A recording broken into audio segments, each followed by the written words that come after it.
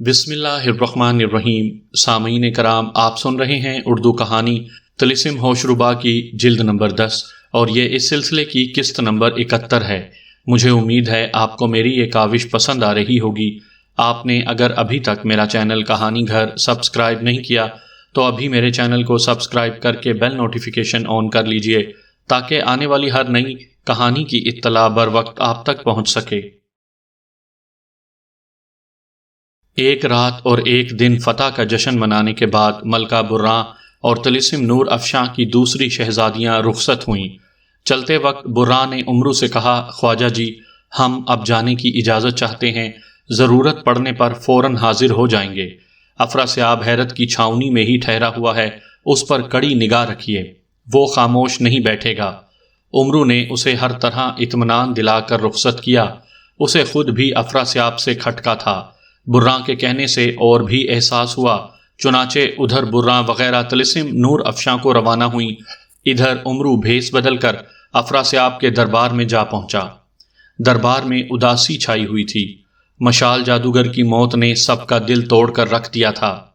افراسیاب کے دل کو بھی سخت صدمہ تھا، مگر چہرے سے ایسا ظاہر کرتا تھا جیسے اسے کوئی پرواہ نہ ہو۔ اس نے تاج کو سر پر پہلے سے کچھ زیادہ ترچھا کیا اور درباریوں کو مخاطب کر کے کہنے لگا، میں دیکھ رہا ہوں کہ مشال جادوگر کے مارے جانے کے بعد تم لوگ ضرورت سے زیادہ اداس ہو۔ شاید تم میں سے کچھ یہ سمجھتے ہیں کہ اب باغیوں کو سزا دینا مشکل ہے، لیکن سب لوگ اچھی طرح سن لیں، مشال جادوگر طلسمی بلاؤں میں سے حقیر ترین بلا تھی۔ مجھ سے تھوڑی سی دیر نہ ہو جاتی اور میں بر وقت اس کی لاش قبضے میں کر لیتا تو ہرگز وہ ہلاک نہ ہوتا۔ بہرحال اب میں اپنی دائی اماں ملکہ تاریک شکل کو بلاؤں گا، وہ باغیوں کا سارا حساب بے باک کر دیں گی۔ ملکہ تاریک شکل کا نام سن کر سارے درباریوں کو جھرجھری سی آ گئی۔ امرو نے بھی اندازہ کر لیا کہ تاریک شکل ضرور مشال جادوگر سے زیادہ طاقتور بلا ہوگی، لیکن وہ ہے کہاں؟ افراسیاب اسے کس طرح بلائے گا؟ ان سوالات کا جواب معلوم کرنے کے لیے اس کا دل بے چین ہو گیا۔ اس عرصے میں افراسیاب نے اپنے ہاتھ سے ایک خط لکھ کر لفافے میں بند کیا، مہر لگائی اور آواز دی، طاؤس جادوگر حاضر ہو۔ دربار میں پہلی صف میں بیٹھا ہوا ایک جادوگر اٹھ کر افراسیاب کے تخت کے پاس جا پہنچا اور ادب سے بولا، حکم فرمائیے، غلام حاضر ہے۔ امرو نے ان کی طرف کان لگا دیے۔ افراسیاب نے لفافہ طاؤس جادوگر کی طرف بڑھاتے ہوئے کہا، یہ لے جا کر دائی اماں کو پہنچا دو۔ یہ بھی کہہ دینا کہ آپ کا فرزند مصیبت میں ہے، مدد کو نہ پہنچی تو شکل دیکھنا نصیب نہ ہوگی۔ آپ کی خوراک کا پورا بندوبست کر لیا گیا ہے۔ طاؤس نے لفافہ تو لے لیا، لیکن چہرے پر سخت پریشانی کے آثار پیدا ہو گئے۔ اس نے کہا، مگر عالیجا، وہ کہاں ملیں گی؟ افراسیاب کے دائیں بازو پر سونے کا ایک چھوٹا سا عقاب بازو بند کی طرح بندھا ہوا تھا۔ اس نے وہ عقاب طاؤس کو دیتے ہوئے کہا، وہ طلسم ظلمات کے بیابان تاریک میں ملیں گی۔ چھاؤنی سے باہر نکل کر سونے کے اس عقاب کو زور سے ہوا میں اچھال دینا۔ فوراً ایک بہت بڑا عقاب جس پر زین کسی ہوگی تمہارے سامنے آ جائے گا، اس پر سوار ہو جانا، وہ تمہیں بیابان تاریک کی سرحد تک پہنچا دے گا۔ آگے دھوئیں کا ایک حصار ملے گا، اس کے بعد آگ کا جنگل۔ آگ کے جنگل کے بیچوں بیچ ایک گنبد نظر آئے گا، دائی اماں وہیں ملیں گی۔ عالم پناہ، طاؤس نے سوال کیا، کیا میں طلسمی دھوئیں اور آگ کے جنگل سے خیریت کے ساتھ گزر سکوں گا؟ افراسیاب نے اپنی ایک انگوٹھی اس کی طرف اچھالتے ہوئے کہا، اسے پہن کر وہ منزلیں تم آسانی سے سر کر لوگے۔ خواجہ امرو کی دلی مراد بر آئی۔ طاؤس افراسیاب سے رخصت ہو کر چلا تو فوراً اس کے پیچھے ہو لیے۔ طاؤس کے دوستوں اور ماتحت افسروں کا ایک ہجوم اس کے ساتھ تھا، وہ سب اسے چھاؤنی کے باہر تک چھوڑنے جا رہے تھے۔ خواجہ امرو سوچ رہے تھے، اتنے مجمع میں طاؤس کو کس طرح قابو میں کیا جا سکتا ہے۔ آخرکار ایک ترکیب ان کی سمجھ میں آ ہی گئی۔ وہ ایک گوشے میں گئے اور سامان عیاری نکال کر بھیس بدلنے لگے۔ پھر جو باہر آئے تو بالکل افراسیاب کے ہرکاروں کے حلیے میں تھے۔ اتنی دیر میں طاؤس اور اس کے دوست چھاؤنی کے سرے پر پہنچ چکے تھے۔ امرو ان کی طرف دوڑنے لگا۔ ہرکاروں کے گلے میں گھنٹیوں کی مالائیں پڑی ہوئی تھیں۔ دوڑنے پر گھنٹیاں بجنے لگتی تھیں اور لوگ ان کی طرف متوجہ ہو کر راستہ دے دیا کرتے تھے۔ امرو کے گلے میں پڑی ہوئی گھنٹیاں بھی بج رہی تھیں۔ چھاؤنی سے باہر نکل کر طاؤس جادوگر دوستوں سے رخصت ہو ہی رہا تھا کہ گھنٹیوں کی آوازیں سن کر سب چونک پڑے۔ شاید شہنشاہ نے کوئی خاص ہدایت روانہ کی ہے۔ طاؤس نے پیچھے کی طرف دیکھتے ہوئے کہا۔ امرو بھیڑ کو چیرتا ہوا اس کے پاس پہنچا۔ کچھ خاص باتیں کہنی ہیں، الگ چلیے، اس نے طاؤس سے کہا۔ ساتھیوں کو وہی ٹھہرنے کا اشارہ کر کے طاؤس امرو کے ساتھ ہو لیا۔ کچھ فاصلے پر جھاڑیوں کا ایک بڑا جھمکٹا تھا۔ امرو طاؤس کو اس کی اوٹ میں لے گیا۔ تھوڑی دیر بعد طاؤس وہاں سے نکل کر تیزی کے ساتھ چلتا ہوا ساتھیوں کے قریب آیا اور بولا، آپ لوگوں سے ہاتھ ملانے یا نصیحت وصیت کرنے کی مہلت نہیں، اب میں رخصت ہوتا ہوں۔ یہ کہہ کر اس نے افراسیاب کا دیا ہوا سونے کا عقاب ہوا میں اچھال دیا۔ دیکھتے ہی دیکھتے ایک بہت بڑا عقاب پر پھیلائے اس کے سامنے آ موجود ہوا۔ ایک آرام دہ چوکی اس کی پیٹھ پر بندھی ہوئی تھی۔ طاؤس اچھل کر اس چوکی پر سوار ہوا اور دیکھتے ہی دیکھتے عقاب آسمان کی طرف اٹھتا ہوا نگاہوں سے غائب ہو گیا۔ دیکھنے والے یہی سمجھے کہ طاؤس جادوگر روانہ ہوا ہے۔ انہیں کیا پتا کہ طاؤس کے بحروپ میں خواجہ امرو تھے اور طاؤس ان کی زنبیل کے عجائب خانے میں بند پڑا تھا۔ ایک دن اور ایک رات مسلسل فراٹے بھرنے کے بعد طلسمی عقاب ایک جگہ اتر کر کھڑا ہو گیا۔ امرو نے سامنے نگاہ کی، زمین سے آسمان تک گہرے دھوئیں کی دیوار دکھائی دی۔ سمجھ گیا کہ منزل آن پہنچی ہے۔ عقاب پر سے کود کر زمین پر اتر آیا اور افراسیاب کی انگوٹھی انگلی میں پہن لی۔ اتنے میں وہ بڑا عقاب جو اسے لے کر یہاں تک آیا تھا پہلے جیسے سونے کا زیور بن گیا۔ امرو نے اسے اٹھا کر بازو میں باندھ لیا اور بے جھجک دھوئیں کے حصار میں داخل ہو گیا۔ دھوئیں کا یہ حصار طے کرنے کے بعد ایک آگ کا خوفناک حصار سامنے آ گیا۔ امرو پہلے تو کچھ گھبرایا مگر پھر بڑے اعتماد کے ساتھ آگے بڑھنے لگا۔ تھوڑی ہی دیر میں وہ اس حصار سے بھی خیریت کے ساتھ گزر گیا۔ اب امرو کے سامنے ایک لک و دک میدان تھا، طلسمی ظلمات کا بیابان تاریک۔ اس جگہ آسمان کالا تھا، زمین بھی کالی تھی۔ جہاں کہیں پودے یا درخت تھے وہ سب بھی کوئلے کی طرح کالے تھے اور ان کے بیچ میں ایک بڑا کالا گنبد دکھائی دے رہا تھا۔ امرو طاؤس جادوگر کے بحروپ میں بڑے اطمینان کے ساتھ اس گنبد کی طرف بڑھتا چلا گیا۔ گنبد کے دربانوں نے اسے اس طرح آتے دیکھا تو حیران رہ گئے۔ قریب پہنچنے پر ایک نے جو سردار تھا پوچھا، اے شخص تو کون ہے اور دھوئیں اور آگ کے حصار سے بچ کر یہاں کس طرح پہنچ گیا؟ مجھے شہنشاہ افراسیاب نے بھیجا ہے، میرا نام طاؤس جادوگر ہے، جا کر ملکہ حضور کو اطلاع کر دو، ایک ضروری پیغام لایا ہوں۔ دربانوں کا سردار گنبد کے اندر گیا اور کچھ دیر بعد واپس آ کر بولا، چلیے۔ امرو پیچھے ہو لیا۔ سردار اسے ایک بلند اور کشادہ حال میں چھوڑ کر پلٹ آیا۔ حال کے اندر بلا کا اندھیرا تھا۔ کچھ دیر تک امرو آنکھیں پھاڑ پھاڑ کر ہر طرف دیکھتا رہا، کہیں کچھ نہ نظر آیا، مگر جب اس کی نگاہیں اندھیرے سے مانوس ہو گئیں تو جو کچھ اس نے دیکھا دیکھ کر کانپ اٹھا۔ ہتھنی جتنی ایک کالی بھجنگ دیونی ایک بڑی سی چوکی پر ہاتھ ٹیکے سر جھکائے جھوم رہی تھی۔ سامنے بہت سے مٹکے رکھے تھے، ایک طرف 8 نوجوان بندھے پڑے تھے۔ سانس کے ساتھ دیونی کے منہ اور ناک سے شعلے نکل رہے تھے۔ امرو سمجھ گیا کہ یہی طلسمی بلا ملکہ تاریک شکل ہے۔ افراسیاب کا دیا ہوا لفافہ ہاتھ میں لے کر چپ چاپ کھڑا ہو گیا۔ کچھ دیر بعد تاریک شکل نے سامنے رکھا ہوا ایک مٹکا اٹھایا اور غٹا غٹ پی گئی۔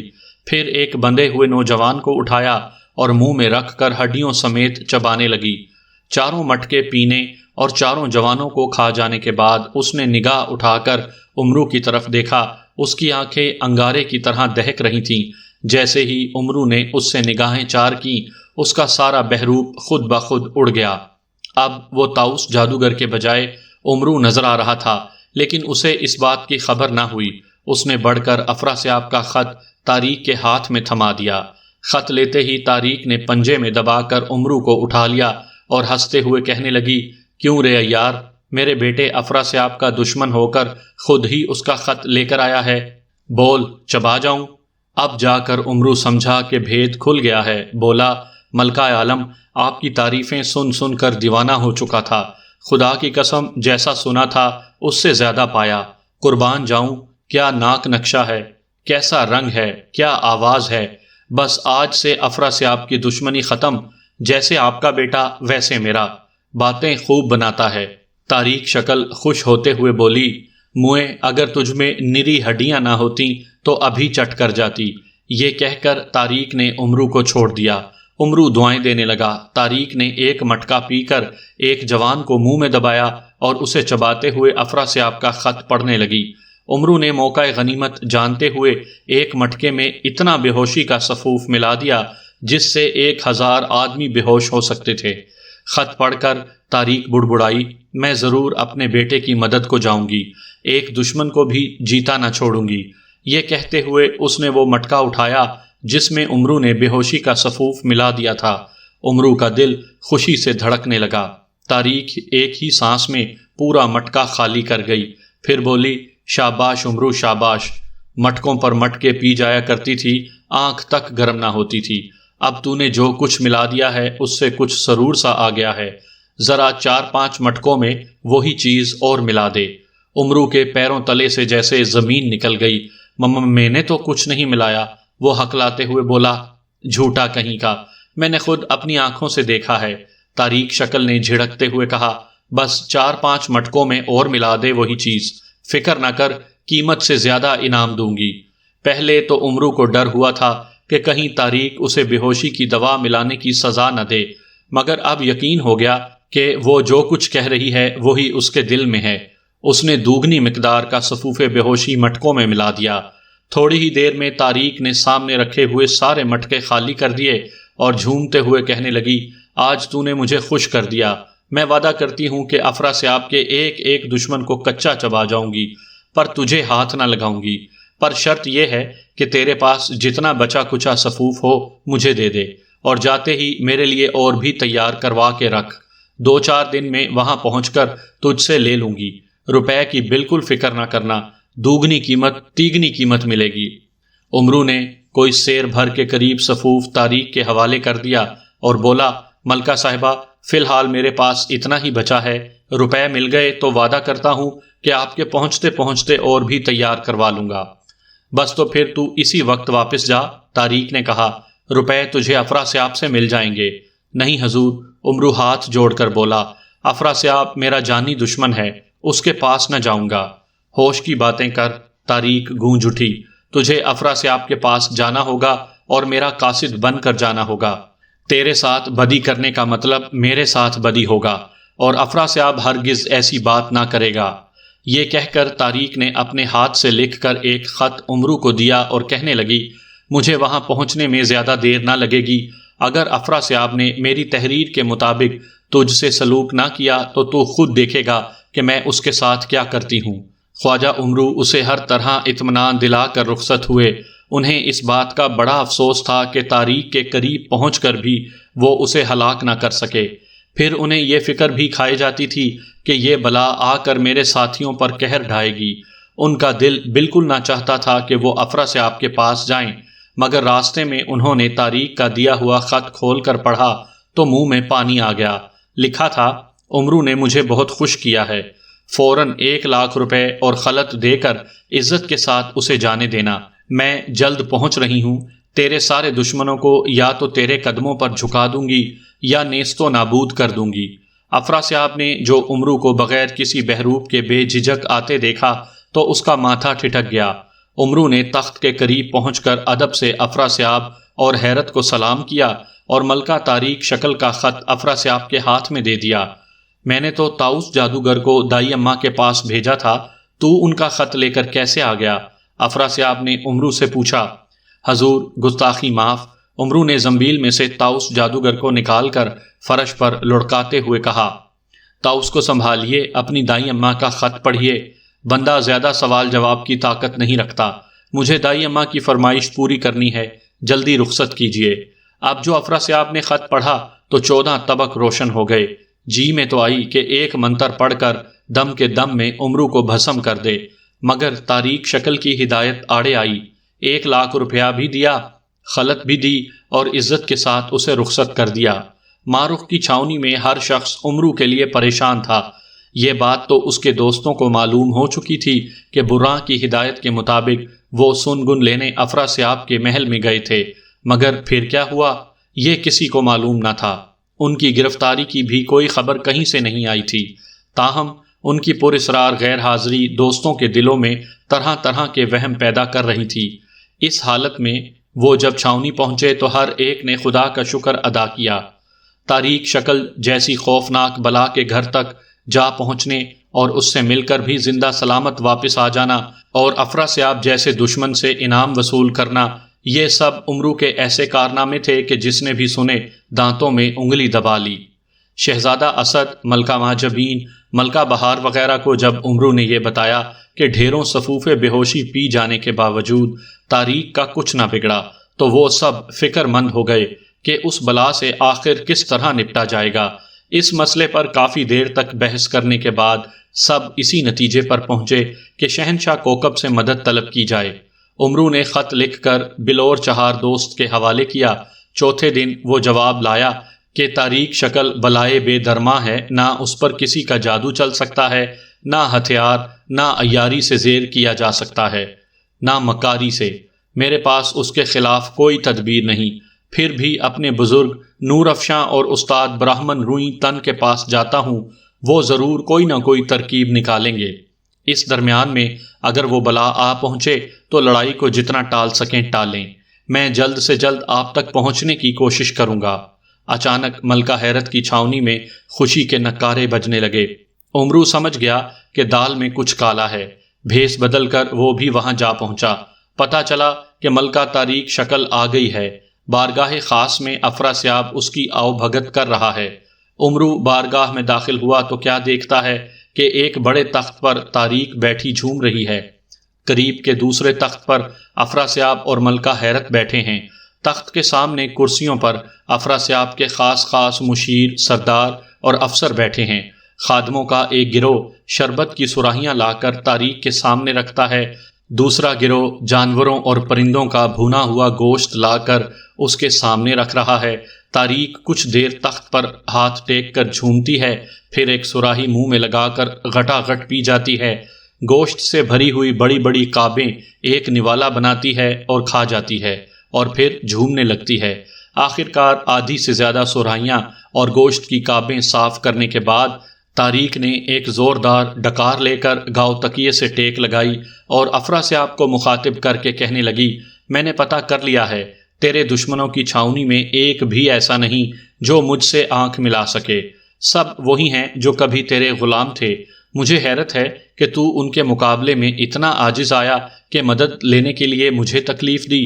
افراسیاب نے جواب دیا، دائی اماں، معاملہ اس سے زیادہ نازک ہے جیسا آپ نے سمجھا ہے۔ باغیوں کی میری نظر میں کوئی وقت نہیں، مگر مصیبت یہ ہے کہ شہنشاہ کوکب اور اس کا استاد براہمن روئی تن بھی میرے دشمن ہو گئے ہیں۔ جب بھی میں باغیوں پر غلبہ پاتا ہوں، وہ ان کی مدد کے لیے فوجیں بھیج دیتے ہیں یا خود آن موجود ہوتے ہیں۔ اچھا، تو کوکب اور براہمن کے بھی اتنے حوصلے ہو گئے کہ تیرے منہ آنے لگے؟ طارق گرجتے ہوئے بولی، اب میں پہلے ان دونوں کی خبر لیتی ہوں۔ یہ کہہ کر طارق نے اپنی جھولی سے نقش جمشیدی نکالا اور ہتھیلی کے نیچے دبا کر اس پر اپنا زور ڈالنے لگی۔ اس کی آنکھیں انگاروں کی طرح دہکنے لگیں، ناک اور منہ سے شعلے نکلنے لگے۔